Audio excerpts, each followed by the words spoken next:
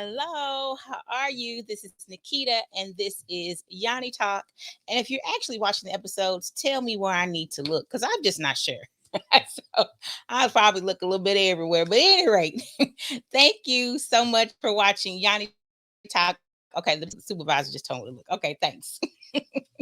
Thank you for joining us again for another episode of Yoni Talk. This is a podcast for women by women where we discuss our hopes, our dreams, our desires. We talk about finances, relationships, and today we're talking about mental health. Yes, women and mental health because mental health matters. So before we get into the episode, of course, I got to do this. I got to tell you who's sponsoring the podcast. And of course, it's Just You Soap Company. Duh. Just You Soap Company is a natural bath and body product company. Every product is made with you in mind. There is body butter, Yanni bars, oatmeal bars, there's honey almond bars, there's cherry almond bars, which is very popular. One of the customers says it reminds her of Jergens original lotion. So there you go. And she gets it by the loaf. Uh, there's just so much more for you at justyousoapcompany.com. Please visit at www.justyousoapcompany.com, where again, every product is made with you in mind. So now that that is done, let us get into today's or let me introduce you to today's guest. So today we have Demetria Corlew. She is a wife, mother, licensed minister, clinical director, as well as a licensed professional counselor with a mental health service provider designation. That's a mouthful. She received her bachelor's degree in social work from Austin Peay State University in 2009 and her master's degree in mental health counseling in 2014 from Argosy University. She opened up her private practice, Gracefully L.E.A.D, and that is L.E.A.D counseling and consulting in July 2021. So she's an entrepreneur. She has extensive experience helping individuals with substance use, mental health, co-occurring disorders, and life transitions. She has worked with individuals involved with the criminal justice system for over 10 years, including recovery courts, juvenile courts, and programming through the Tennessee Department of Corrections. When she is not wearing her clinical director or therapist hat, she is participating in community service through her sorority, Zeta Phi Beta Sorority Incorporated, where she has been an active financial member. That means something for 12 years and currently serves as the chapter president.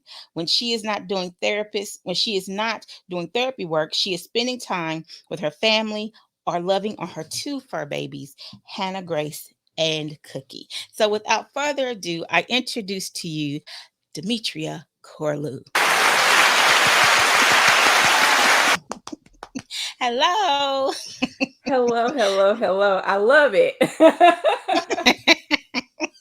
And how are you?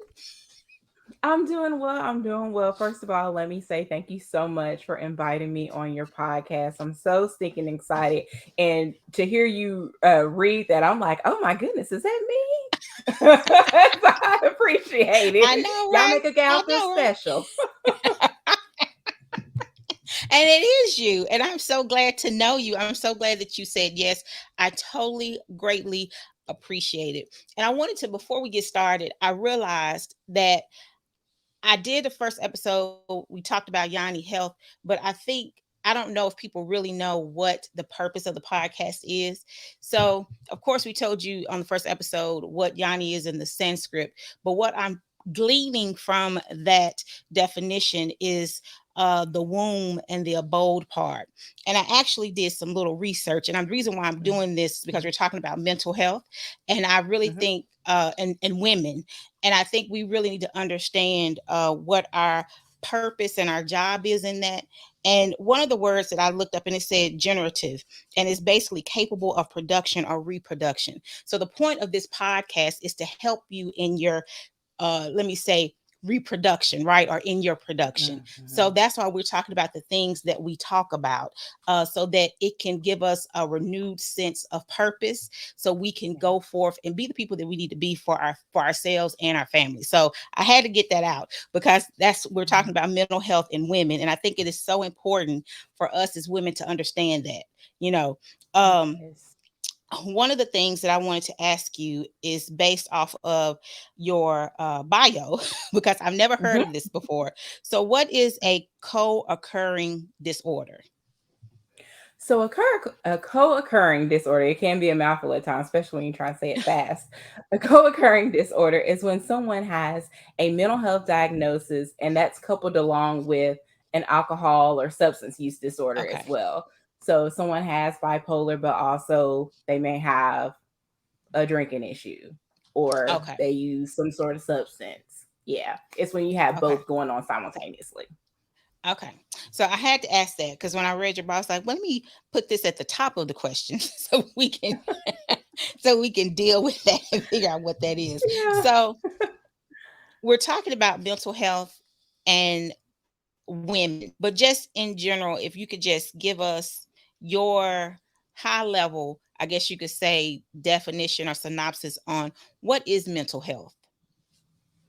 Oh my goodness. So, mental health, I'm going to give you the definition of Demetria, so to say. There you Um, that, that is, I mean, just all encompassing who you are. Essentially, mind, body, spirit. It's everything. Because if we don't take care of ourselves and if we don't take care of all the different aspects that make us us and make us unique, then we have an issue. Something becomes off balance. And when we become off balance, we sometimes revert to unhealthy coping skills and then we start operating from that place. And then we got a Mhm. whole other host of issues from there. So, mental health, like I said, is just encompassing everything: mind, body, spirit, who we are as a person, and being able to be in a healthy place as we do life, because life be lifing, as my clients Right. say. Life be lifing, but we want to do it in a healthy way, because if not, then we start operating from that not so healthy place. Right. So you just said something that kind of leads into the next thing that I wanted to ask you. Uh, that your client said, your clients say that life be life. So, with that being said, what how important is it to know your triggers, right? Because when life is lifing, there's some things we'll be going along, we'll be doing good, we'll be getting it in. And then all of a Mhm. sudden someone will do something, or we're put in a position, or whatever it is that triggers Mhm. us, and it can sometimes send us spiraling, or send us back to our next appointment sooner than we, than we had planned to. So how important is it to know what those triggers are, and then can therapy or counseling help you identify those triggers even if you don't know? Absolutely. So, to answer your first part, it is super important to know what your triggers are because you need to know what kind of makes you go, as I say. Hmm. So, you need to be able to identify those so that then you can begin to do some work around them. And so, oftentimes, though, we may not know exactly what all our triggers are, lead into your second part of your question. And so therapy can definitely help you to uncover what your triggers are because we have to do some internal inventory. And I know sometimes we don't want to do that, but Hmm.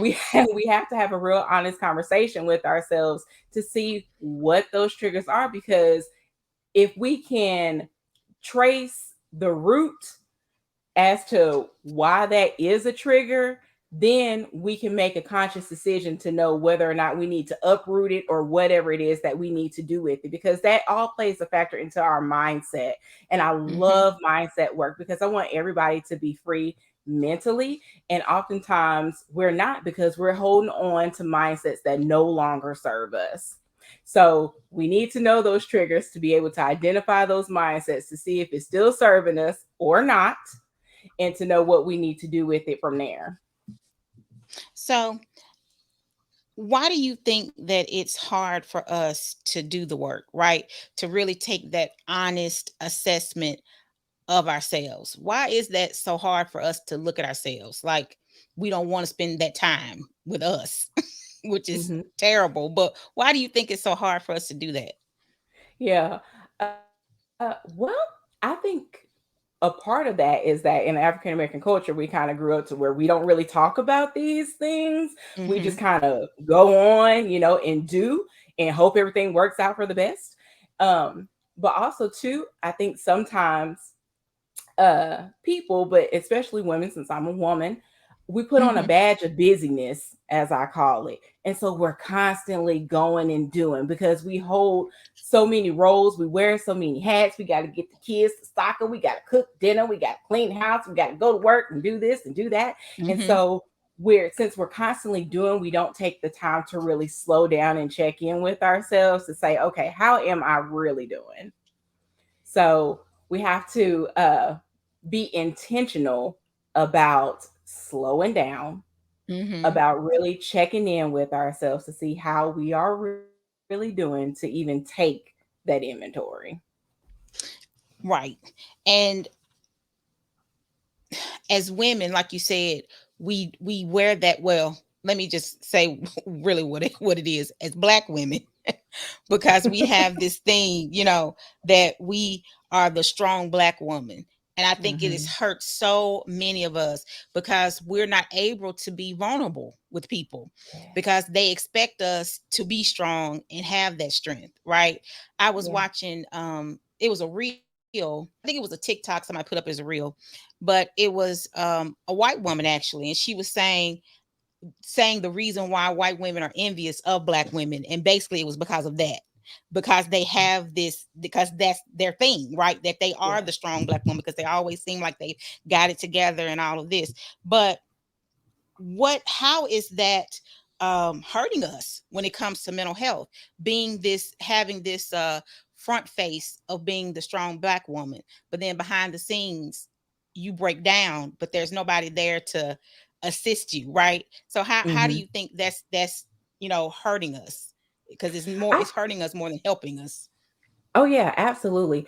I think one of the primary things that comes to mind when you say how is that hurting us, it hurts us in relation to community because we're all created for connection and community, and if we don't speak on it, then we're suffering in silence, but then B, it deprives us of the community being able to come around us and encourage and uplift us because we're not the only person that have gone through it, even though at times we may feel like, well, I'm the only one that's kind of experiencing this particular thing. But no, no, no, no, no. So many have, but may not have spoken on it or are waiting for an opportunity to speak on it. And so by being silent, like I said, I think it deprives us of community and connection to be Hmm. able to draw strength from. And let me do a disclaimer. I am not saying that women of any race, ethnicity, or whatever does not have issues in regards to what Demetria has talked about before, about the triggers and Hmm. understanding who you are and all of that. I'm not saying that, but I am saying that even just in community, in this country, in the world, we are, as a race of women, expected to be the leader, expected to take up Yeah. every cause and put it on our back, but we don't take the time to take care um of ourselves. So what do you think people need to do to prepare themselves, or what should people do to prepare themselves to begin to go see a counselor or a therapist? Like, what Mhm. expectations should they set up for themselves and the experience?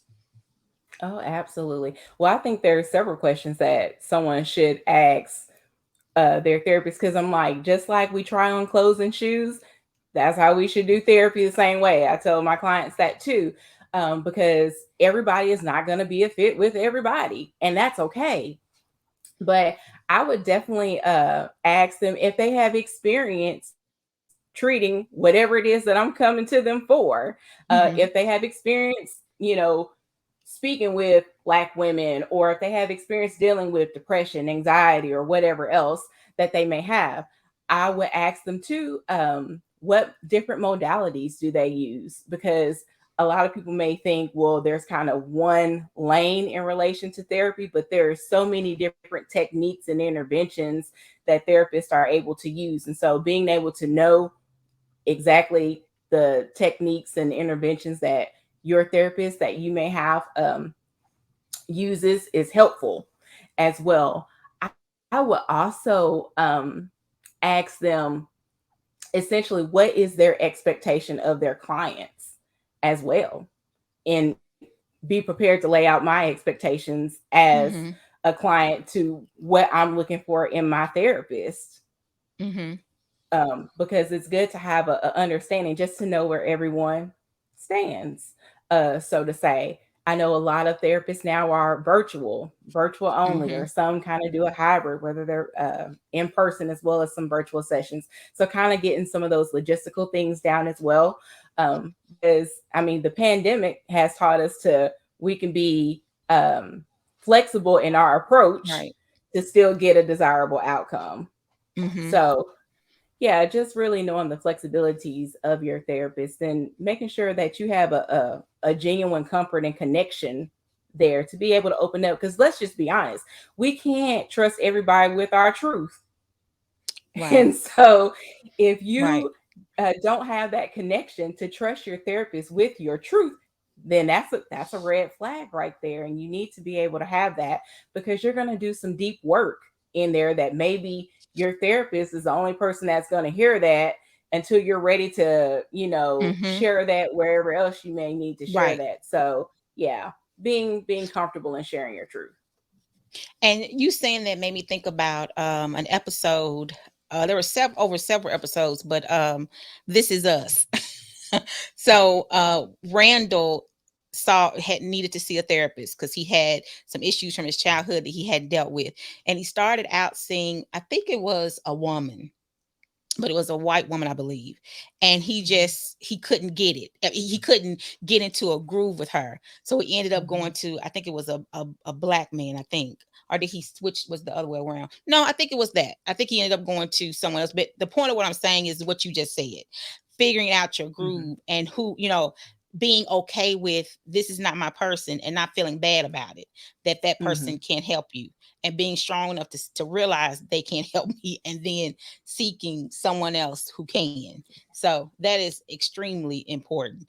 I wanted to ask you about, go back to the co-occurring. I don't know why I'm having a difficulty pronouncing that, but the co-occurring disorders. um, because I find it interesting, just even for you as the counselor, how do you deal with that, right? What do you address first? Because they Mhm. have the mental part, and then they have um the substance, whether it's alcohol or whatever. So how do you do that? How do you address it? Yeah, that can be really challenging at times, because sometimes one part of that presents a bit more than the other part.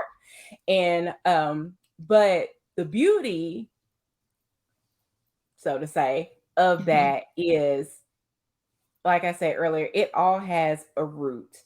And what I have noticed just in my experience in doing this is that oftentimes the substance use or the alcohol use is often a byproduct of something that's deeply Hmm. rooted. And that's the way that they tend to cope with that particular thing. And then once we start digging into the root, then we really start looking at the mental health side of it, because Okay.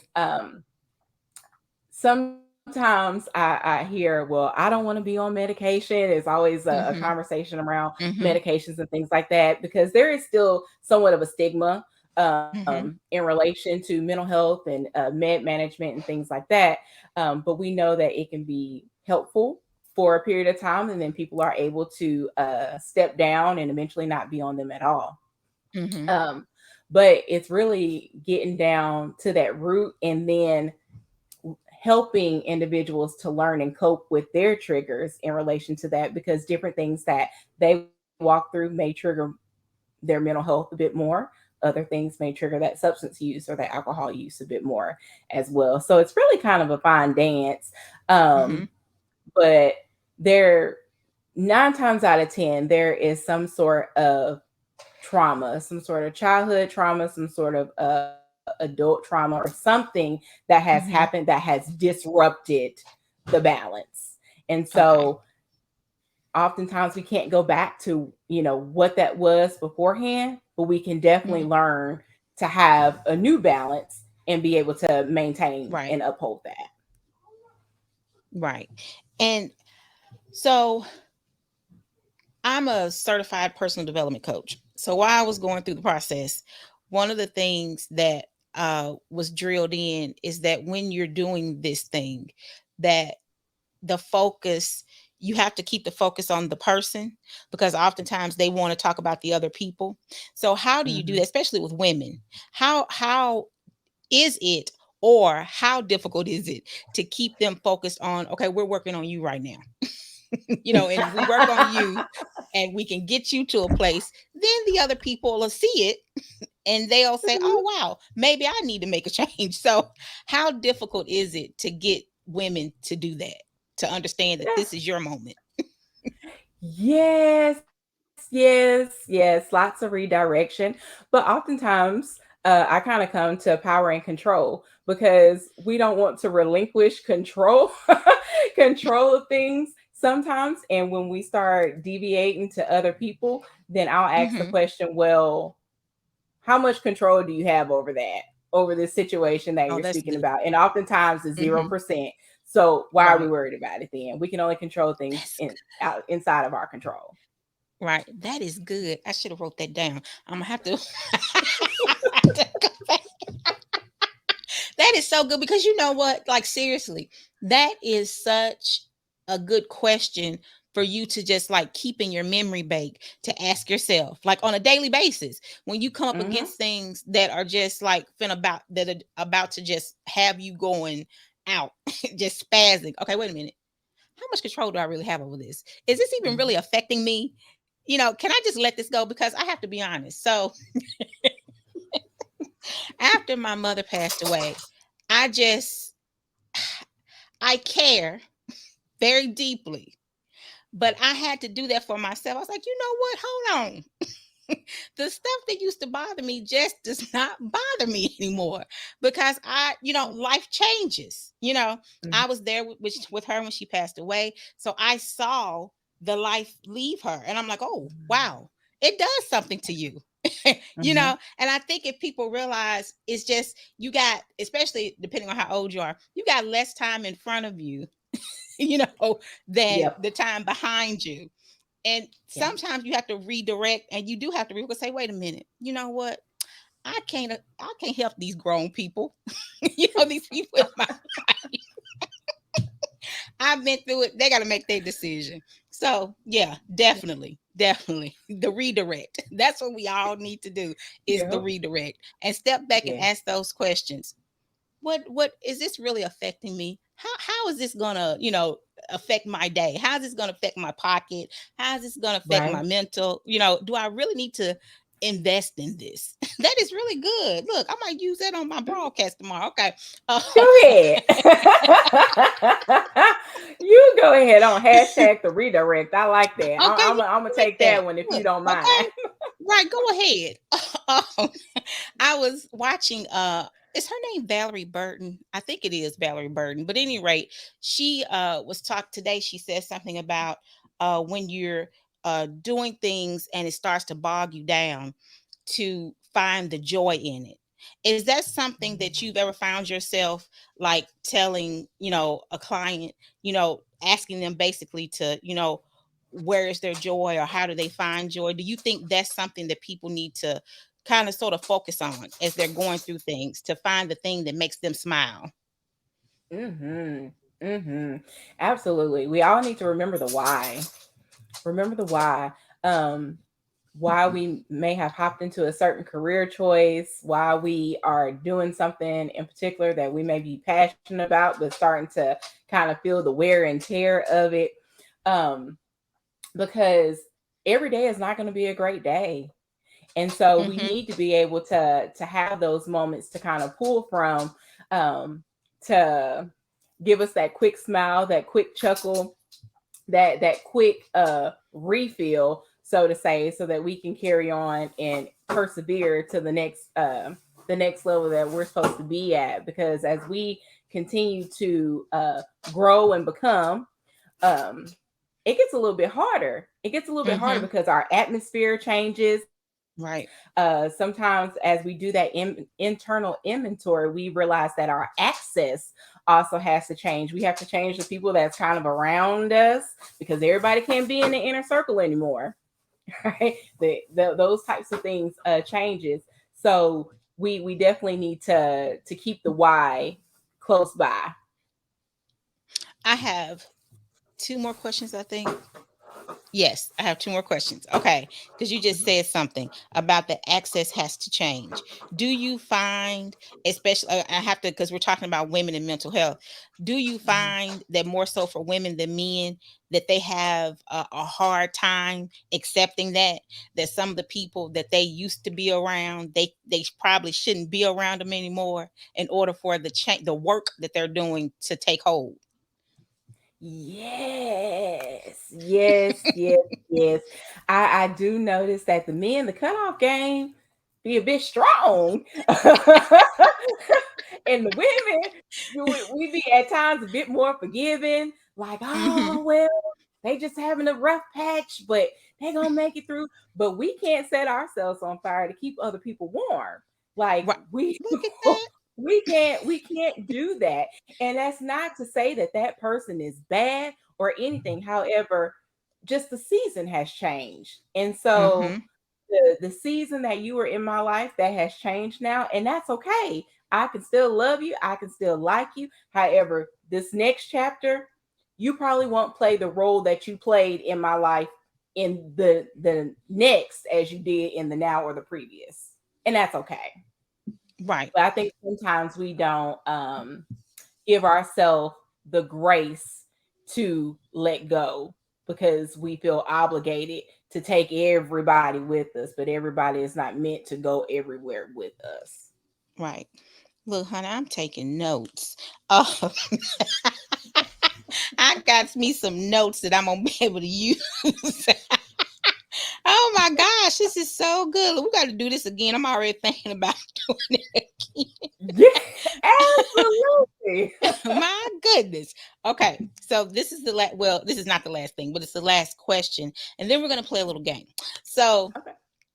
if you if you had like only one opportunity to meet with somebody, right, and you weren't going to be able to meet with them again, what are three key things that you would tell them to assist them just with refocusing themselves so they can stay on that Mm, path?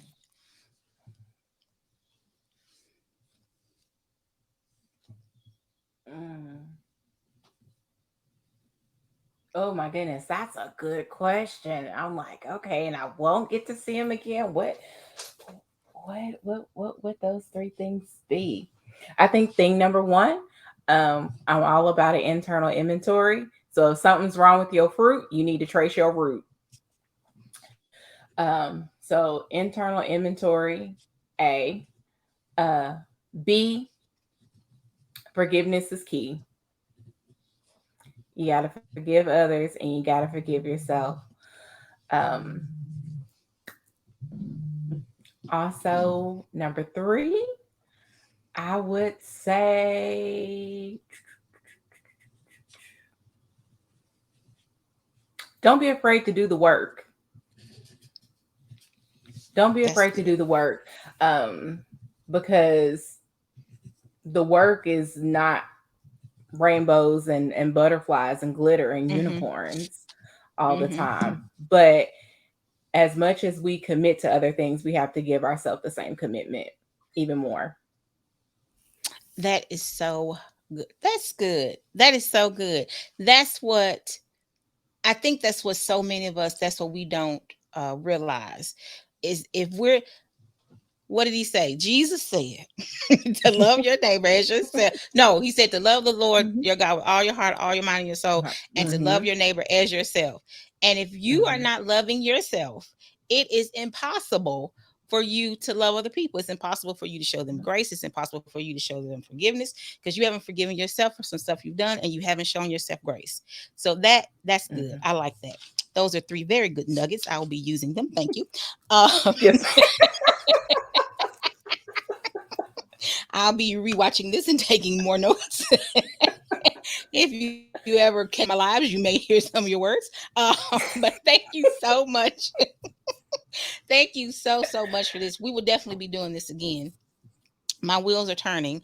This was like really totally awesome. So you have to watch this episode and you have to share it with men Mhm. and women, but share this with your circle because I think Yeah. that she gave y'all a really good free counseling session. If you watch it well, all of her contact information will be in the description box below, so you can contact her if you might need, some counseling. And it's okay if you need it. We are in 2023, and it is okay. If somebody tells you you don't need it, bless their heart, they should probably go with you. But okay, so now that we've done that, we're going to play a little game. Okay. So I've got, it's like three sections, and it's called One Has to Go. Okay. So it's four Okay. things in each list. Okay. You ready? Okay. So Yes. here's the first section. One has to go. Your phone, streaming platforms, the internet, or hot showers. Well, I know it definitely can't be my phone because everything goes my Right. phone. Oh my goodness. Oh, my phone, the internet, hot showers, or streaming platforms. Honestly, I can go without streaming platforms because I don't watch a whole lot of TV, and I can do old school and watch DVDs or, Right. or whatever. So I can do without Right. the streaming platforms and save myself some money in the process. There you go. There you go. And then regular TV has a whole lot of channels. And then if you wait long enough, what you want to see will come on it. Mhm. Okay. The next section is one has to go. Good credit, no taxes, no student loans, perfect body. Oh man, I one has to go. Knock out them student loans. Um, so if we did, I'm like, knock out those student loans, and that's gonna help everything else. Because essentially, if you knock that out, just thinking about today's world that we're in, if you knock that out, that would give so many people buying power that they're gonna have good credit Hmm. because they're gonna Right. pay their bills on time. I'm just gonna throw that in the atmosphere. Right. There you go. In Yeah, Jesus' and they name. gonna have money for gym memberships and all that good stuff. So yeah, get Right. rid of them student loans and I educate know. these folks for free. There you go. For free. It's a whole For free. section of people in this country that should be educated for free, but that's another story for another time. Yes, I agree with you. Okay, last one. One has to go. Friday, coming to America, house party, life. Life. Life. Really? That's easy for me. Yes, life. I like Friday classic, house party classic. Coming to America, I'm like, yes, I'm gonna be your queen to be and all that good stuff with my soul glow and eating McDowell's. Don't play with it, don't play with it, don't play with it. Life can go. Oh my gosh. When my sister and I first watched that movie, we were like, wait a minute, they really spent their life in prison. What? Trying to get I out. mean, trying to get out. I guess the title told you, you should have known it. You should have known it. Oh my gosh. Thank you again. I so appreciate you saying yes. This was like really awesome. And I really am going to go back and rewatch and take notes. So again, I'm going to put all of Demetria's contact information in the description box so you can reach out to her if you so need her services. Thank you as always for watching the podcast. Don't forget to like, share, and subscribe and hit the notification bell so you'll know when new episodes are coming up. As always, be blessed.